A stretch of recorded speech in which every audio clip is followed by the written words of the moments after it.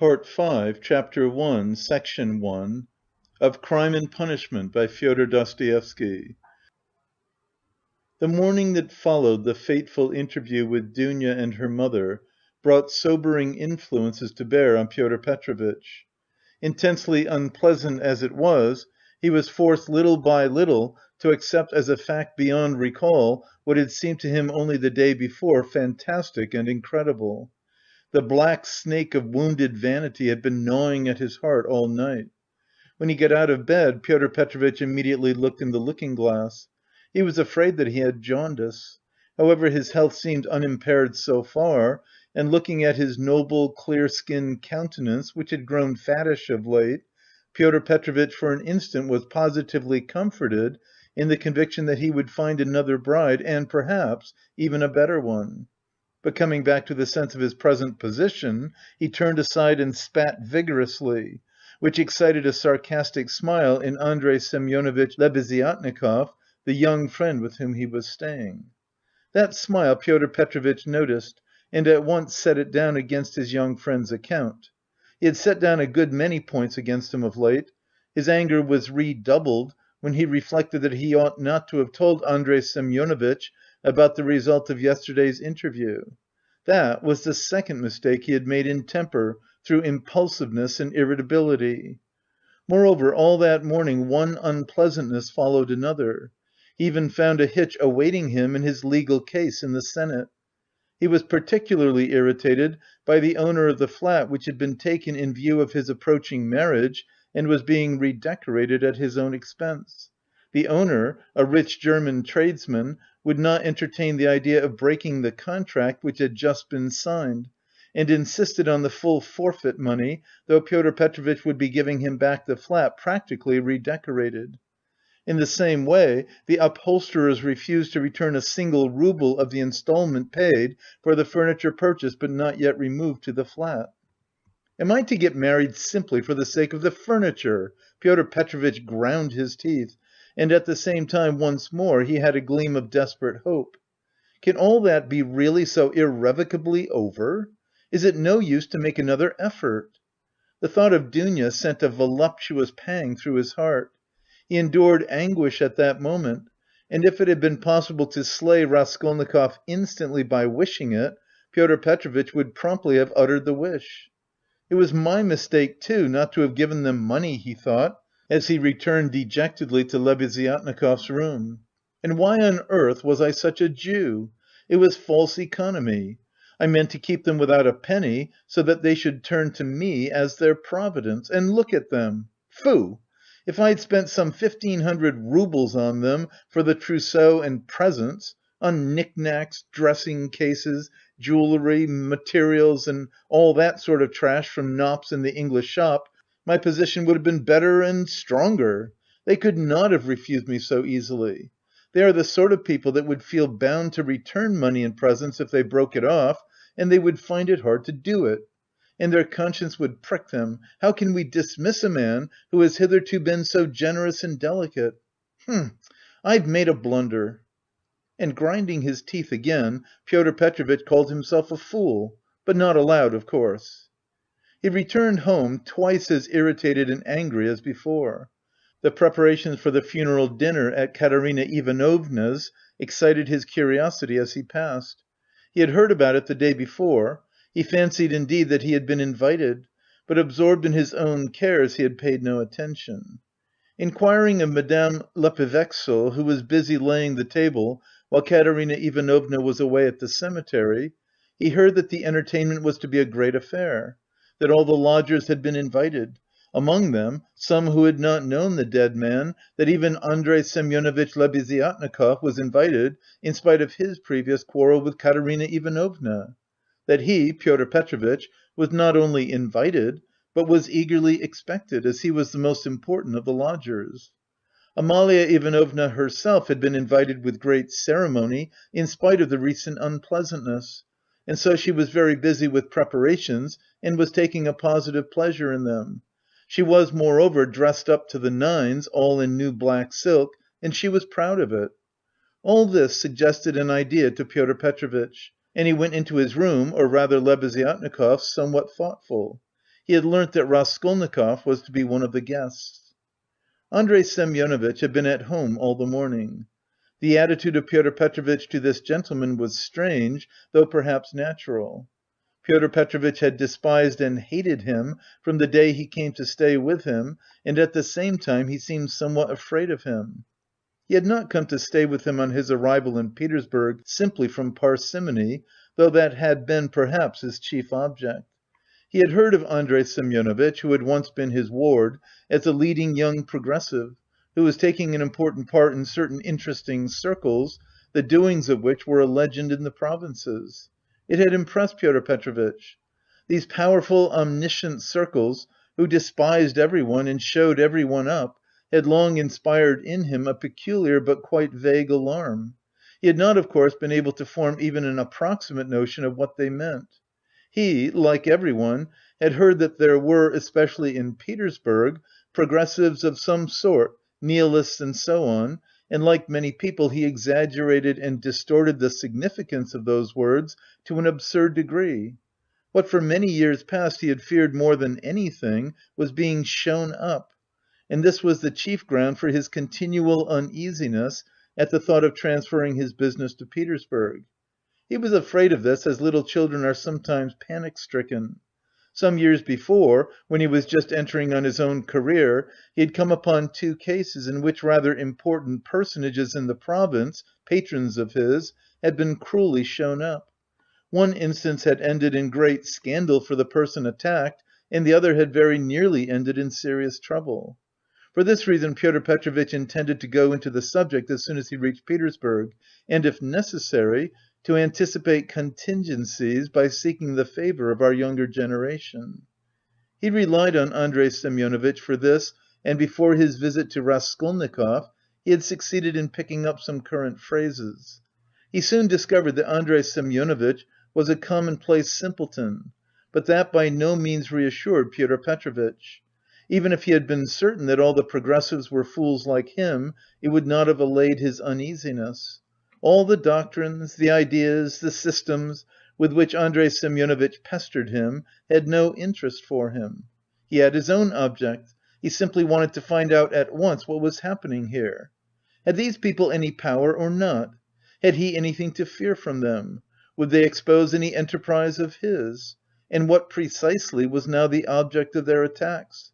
Could he somehow make up to them and get round them if they really were powerful? Was this the thing to do or not? Couldn't he gain something through them? In fact, hundreds of questions presented themselves. Andrey Semyonovitch was an anemic, scrofulous little man, with strangely flaxen mutton-chop whiskers of which he was very proud. He was a clerk, and had almost always something wrong with his eyes. He was rather soft-hearted, but self-confident and sometimes extremely conceited in speech, which had an absurd effect, incongruous with his little figure. He was one of the lodgers most respected by Amalia Ivanovna, for he did not get drunk and paid regularly for his lodgings. Andrey Semyonovitch really was rather stupid. He attached himself to the cause of progress and our younger generation from enthusiasm. He was one of the numerous and varied legion of dullards, of half-animate abortions, conceited, half-educated coxcombs, who attach themselves to the idea most in fashion only to vulgarize it, and who caricature every cause they serve, however sincerely. Though Lebeziatnikov was so good-natured, he too was beginning to dislike Pyotr Petrovitch. This happened on both sides unconsciously. However simple Andrey Semyonovitch might be, he began to see that Pyotr Petrovitch was duping him and secretly despising him, and that he was not the right sort of man.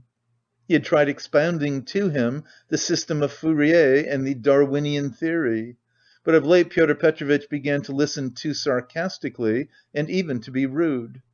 The fact was, he had begun instinctively to guess that Lebeziatnikov was not merely a commonplace simpleton, but, perhaps, a liar too, and that he had no connections of any consequence even in his own circle, but had simply picked things up third-hand, and that very likely he did not even know much about his own work of propaganda, for he was in too great a muddle. A fine person he would be to show anyone up. It must be noted, by the way, that Pyotr Petrovitch had during those 10 days eagerly accepted the strangest praise from Andrey Semyonovitch. He had not protested, for instance, when Andrey Semyonovitch belauded him for being ready to contribute to the establishment of the new commune, or to abstain from christening his future children, or to acquiesce if Dounia were to take a lover a month after marriage, and so on. Pyotr Petrovitch so enjoyed hearing his own praises that he did not disdain even such virtues when they were attributed to him. Pyotr Petrovitch had had occasion that morning to realize some 5% bonds, and now he sat down to the table and counted over bundles of notes. Andrey Semyonovitch, who hardly ever had any money, walked about the room pretending to himself to look at all those banknotes with indifference and even contempt. Nothing would have convinced Pyotr Petrovitch that Andrey Semyonovitch could really look on the money unmoved, and the latter, on his side, kept thinking bitterly that Pyotr Petrovitch was capable of entertaining such an idea about him and was, perhaps, glad of the opportunity of teasing his young friend by reminding him of his inferiority and the great difference between them. He found him incredibly inattentive and irritable, though he, Andrey Semyonovitch, began enlarging on his favourite subject, the foundation of a new special commune. The brief remarks that dropped from Pyotr Petrovitch between the clicking of the beads on the reckoning frame betrayed unmistakable and discourteous irony. But the humane Andrey Semyonovitch ascribed Pyotr Petrovitch's ill humour to his recent breach with Dounia, and he was burning with impatience to discourse on that theme. He had something progressive to say on the subject which might console his worthy friend, and could not fail to promote his development. "There is some sort of festivity being prepared at the widow's, isn't there?" Pyotr Petrovitch asked suddenly, interrupting Andrey Semyonovitch at the most interesting passage. "Why, don't you know? Why, I was telling you last night what I think about all such ceremonies. And she invited you too, I heard. You were talking to her yesterday." "I should never have expected that beggarly fool would have spent on this feast all the money she got from that other fool, Raskolnikov. I was surprised just now as I came through at the preparations there. The wines! Several people are invited, it's beyond everything," continued Pyotr Petrovitch, who seemed to have some object in pursuing the conversation. "What? You say I am asked too? When was that? I don't remember. But I shan't go. Why should I? I only said a word to her in passing yesterday of the possibility of her obtaining a year's salary as a destitute widow of a government clerk. I suppose she has invited me on that account, hasn't she?" "I don't intend to go either," said Lebeziatnikov. "I should think not, after giving her a thrashing. You might well hesitate, ha ha!" "Who thrashed? Whom?" cried Lebeziatnikov, flustered and blushing. "Why, you thrashed Katerina Ivanovna a month ago. I heard so yesterday. So that's what your convictions amount to. And the woman question, too, wasn't quite sound. Ha ha ha!" And Pyotr Petrovitch, as though comforted, went back to clicking his beads. "It's all slander and nonsense!" cried Lebeziatnikov, who was always afraid of allusions to the subject. "It was not like that at all, it was quite different. You've heard it wrong, it's a libel. I was simply defending myself. She rushed at me first with her nails, she pulled out all my whiskers. It's permissible for anyone, I should hope, to defend himself. And I never allow anyone to use violence to me on principle, for it's an act of despotism. What was I to do? I simply pushed her back."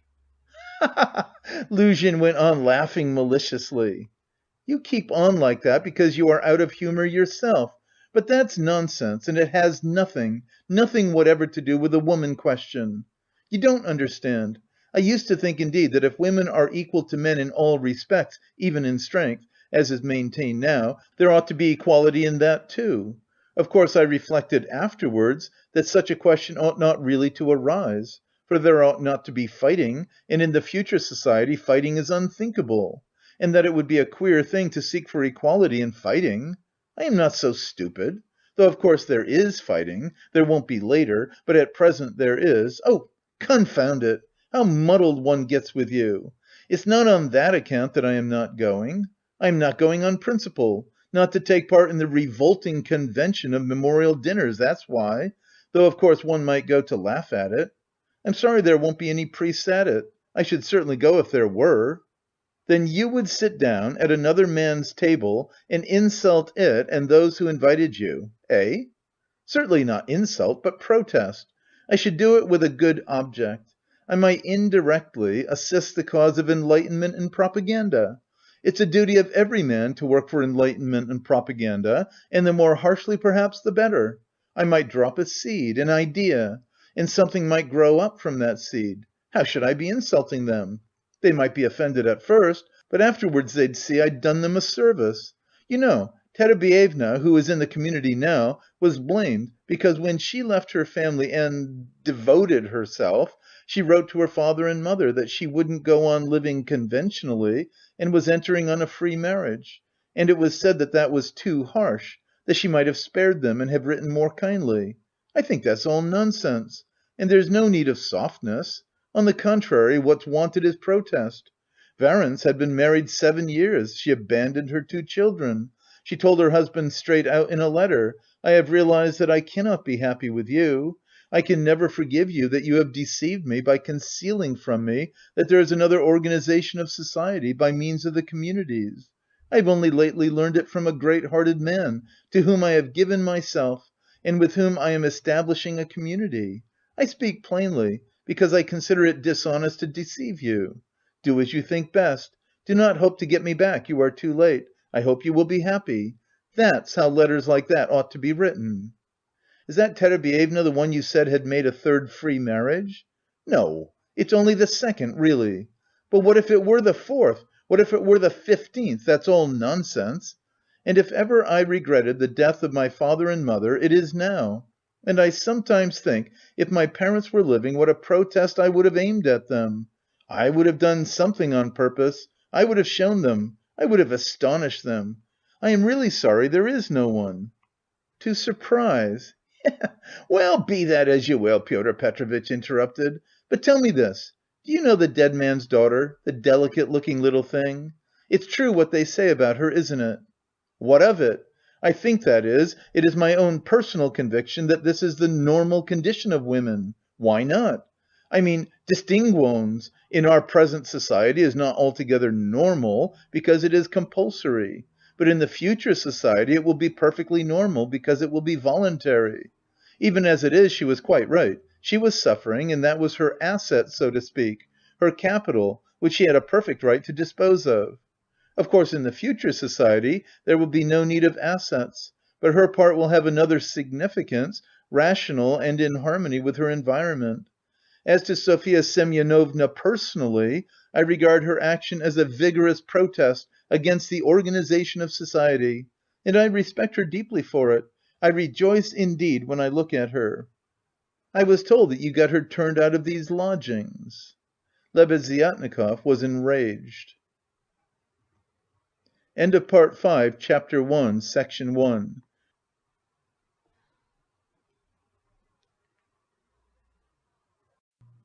Part 5, Chapter 1, Section 2 of Crime and Punishment by Fyodor Dostoevsky.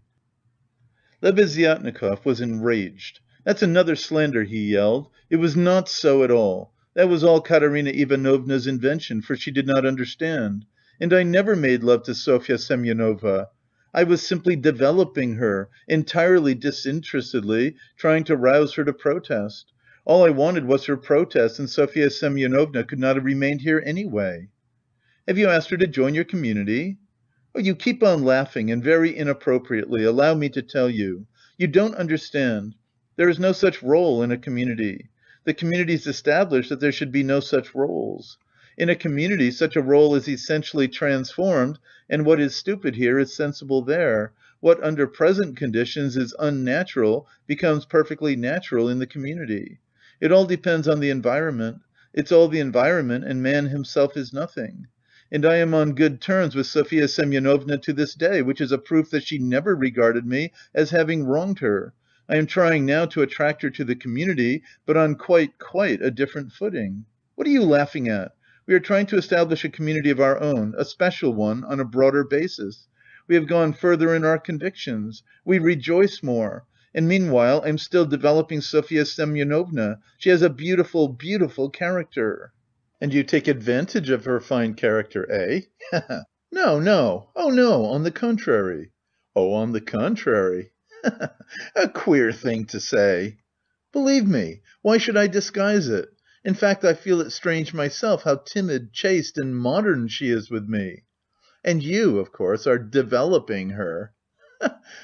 Trying to prove to her that all that modesty is nonsense? Not at all, not at all. How coarsely, how stupidly, excuse me saying so, you misunderstand the word development. Good heavens, how crude you still are. We are striving for the freedom of women, and you have only one idea in your head. Setting aside the general question of chastity and feminine modesty as useless in themselves and indeed prejudices, I fully accept her chastity with me, because that's for her to decide. Of course, if she were to tell me herself that she wanted me, I should think myself very lucky, because I like the girl very much. But as it is, no one has ever treated her more courteously than I, with more respect for her dignity. I wait in hopes, that's all. You had much better make her a present of something. I bet you never thought of that. You don't understand, as I've told you already. Of course she is in such a position, but it's another question. Quite another question. You simply despise her. Seeing a fact which you mistakenly consider deserving of contempt, you refuse to take a humane view of a fellow creature. You don't know what a character she is. I am only sorry that of late she has quite given up reading and borrowing books.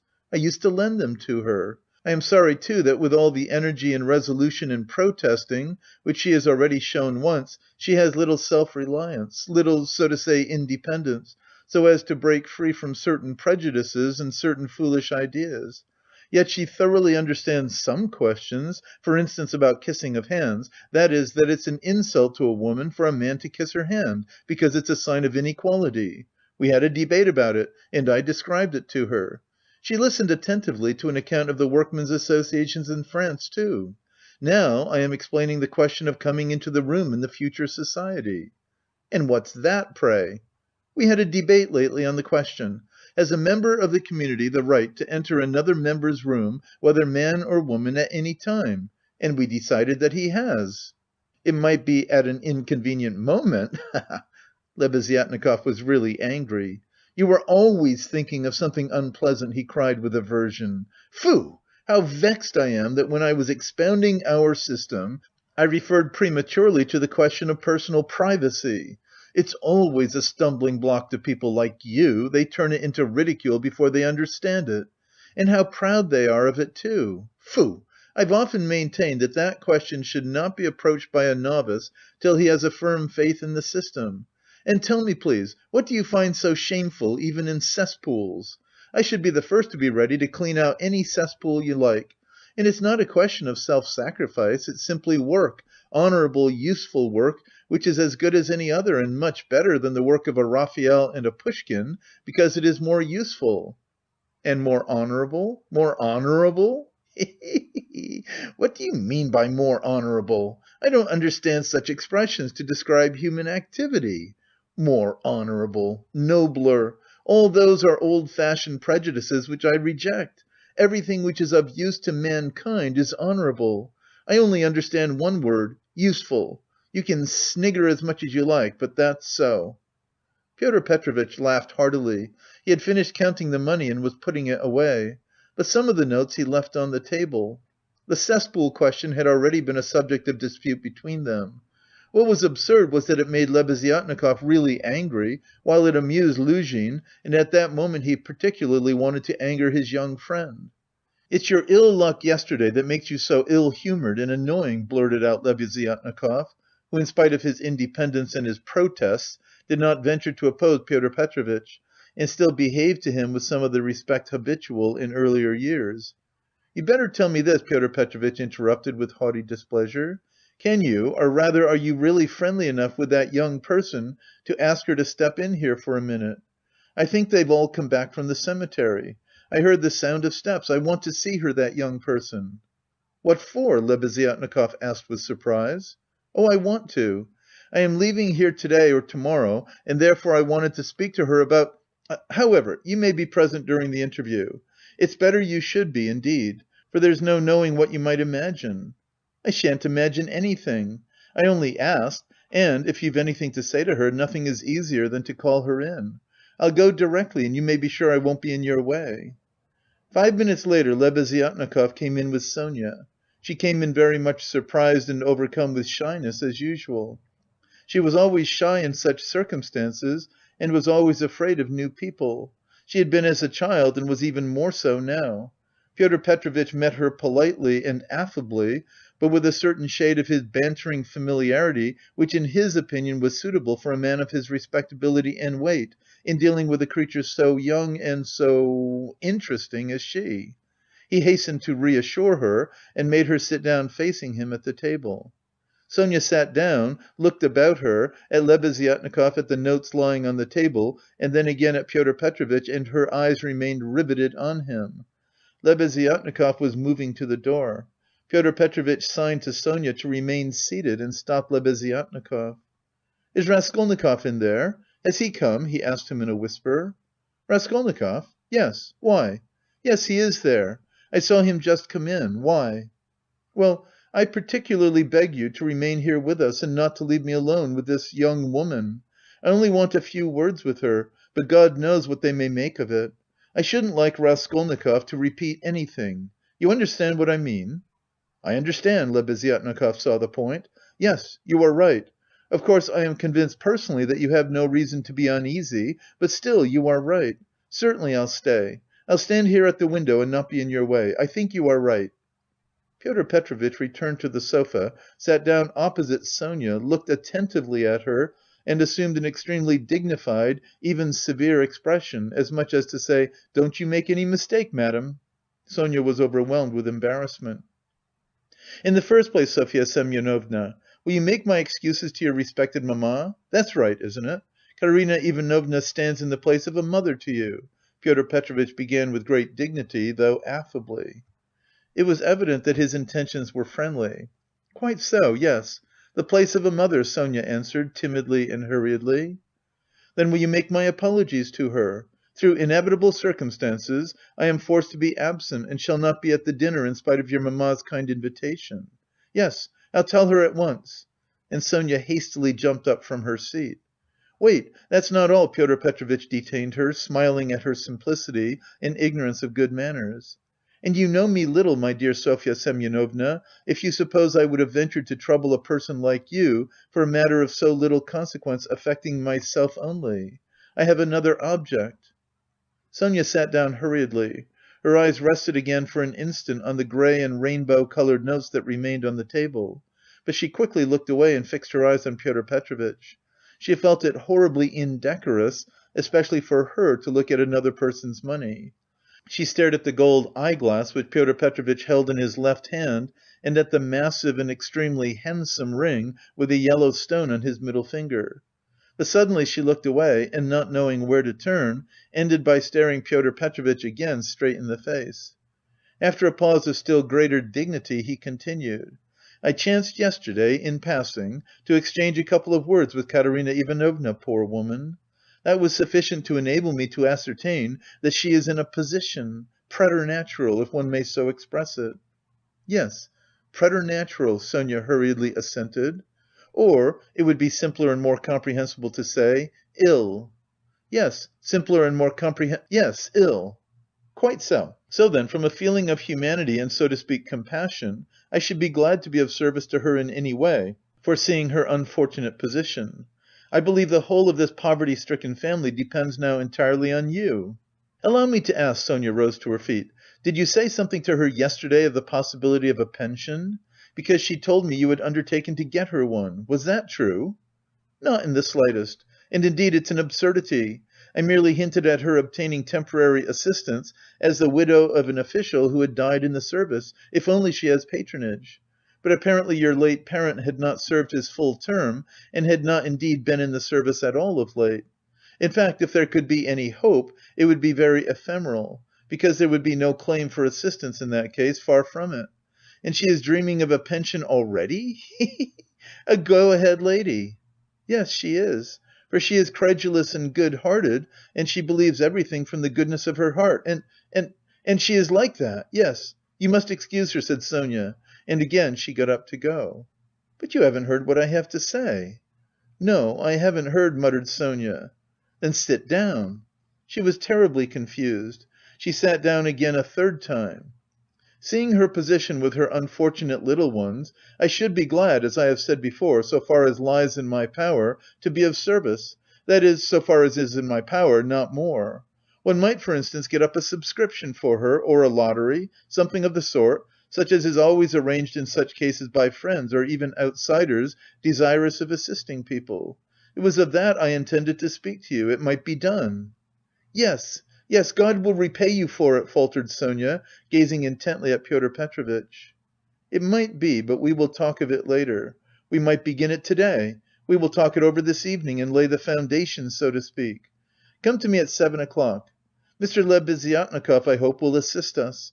But there is one circumstance of which I ought to warn you beforehand, and for which I venture to trouble you, Sofya Semyonovna, to come here. In my opinion, money cannot be, indeed it's unsafe to put it into Ekaterina Ivanovna's own hands. The dinner to-day is a proof of that. Though she has not, so to speak, a crust of bread for to-morrow, and, well, boots or shoes or anything, she has bought to-day Jamaica rum, and even, I believe, Madeira and coffee. I saw it as I passed through. To-morrow it will all fall upon you again, they won't have a crust of bread. It's absurd, really, and so, to my thinking, a subscription ought to be raised, so that the unhappy widow should not know of the money, but only you, for instance. Am I right?" "I don't know. This is only to-day, once in her life. She was so anxious to do honour, to celebrate the memory, and she is very sensible, but just as you think, and I shall be very, very... they will all be... and God will reward... and the orphans..." Sonia burst into tears. "Very well then, keep it in mind. And now will you accept for the benefit of your relation the small sum that I am able to spare, from me personally. I am very anxious that my name should not be mentioned in connection with it. Here, having so to speak anxieties of my own, I cannot do more." And Pyotr Petrovitch held out to Sonia a 10-rouble note carefully unfolded. Sonia took it, flushed crimson, jumped up, muttered something and began taking leave. Pyotr Petrovitch accompanied her ceremoniously to the door. She got out of the room at last, agitated and distressed, and returned to Katerina Ivanovna, overwhelmed with confusion. All this time Lebeziatnikov had stood at the window or walked about the room, anxious not to interrupt the conversation. When Sonia had gone, he walked up to Pyotr Petrovitch and solemnly held out his hand. "I heard and saw everything," he said, laying stress on the last verb. "That is honourable. I mean to say it's humane. You wanted to avoid gratitude, I saw. And although I cannot, I confess, in principle sympathise with private charity, for it not only fails to eradicate the evil but even promotes it, yet I must admit that I saw your action with pleasure. Yes, yes, I like it." "That's all nonsense," muttered Pyotr Petrovitch, somewhat disconcerted, looking carefully at Lebeziatnikov. "No, it's not nonsense. A man who has suffered distress and annoyance as you did yesterday, and who yet can sympathise with the misery of others, such a man, even though he is making a social mistake, is still deserving of respect. I did not expect it indeed of you, Pyotr Petrovitch, especially as according to your ideas... Oh, what a drawback your ideas are to you! How distressed you are, for instance, by your ill luck yesterday!" cried the simple-hearted Lebeziatnikov, who felt a return of affection for Pyotr Petrovitch. "And what do you want with marriage? With legal marriage, my dear noble Pyotr Petrovitch? Why do you cling to this legality of marriage? Well, you may beat me if you like, but I am glad, positively glad it hasn't come off, that you are free, that you are not quite lost for humanity. You see, I've spoken my mind." "Because I don't want in your free marriage to be made a fool of and to bring up another man's children, that's why I want legal marriage," Luzhin replied in order to make some answer. He seemed preoccupied by something. "Children? You referred to children?" Lebeziatnikov started off like a war horse at the trumpet call. "Children are a social question, and a question of first importance, I agree, but the question of children has another solution. Some refuse to have children altogether because they suggest the institution of the family. We'll speak of children later, but now as to the question of honour, I confess that's my weak point. That horrid military Pushkin expression is unthinkable in the dictionary of the future. What does it mean indeed? It's nonsense. There will be no deception in a free marriage. That is only the natural consequence of a legal marriage, so to say, its corrective, a protest. So that indeed it's not humiliating, and if I ever, to suppose an absurdity, were to be legally married, I should be positively glad of it. I should say to my wife, 'My dear, hitherto I have loved you, now I respect you, for you've shown you can protest.' You laugh. That's because you are incapable of getting away from prejudices. Confound it all! I understand now where the unpleasantness is of being deceived in a legal marriage, but it's simply a despicable consequence of a despicable position, in which both are humiliated. When the deception is open, as in a free marriage, then it does not exist, it's unthinkable. Your wife will only prove how she respects you by considering you incapable of opposing her happiness, and avenging yourself on her for her new husband. Damn it all! I sometimes dream if I were to be married — I mean if I were to marry, legally or not, it's just the same. I should present my wife with a lover if she had not found one for herself. My dear, I should say, I love you, but even more than that, I desire you to respect me. See? Am I not right?" Pyotr Petrovitch sniggered as he listened, but without much merriment. He hardly heard it indeed. He was preoccupied with something else, and even Lebeziatnikov at last noticed it. Pyotr Petrovitch seemed excited and rubbed his hands. Lebeziatnikov remembered all this and reflected upon it afterwards. End of Part V, Chapter 1.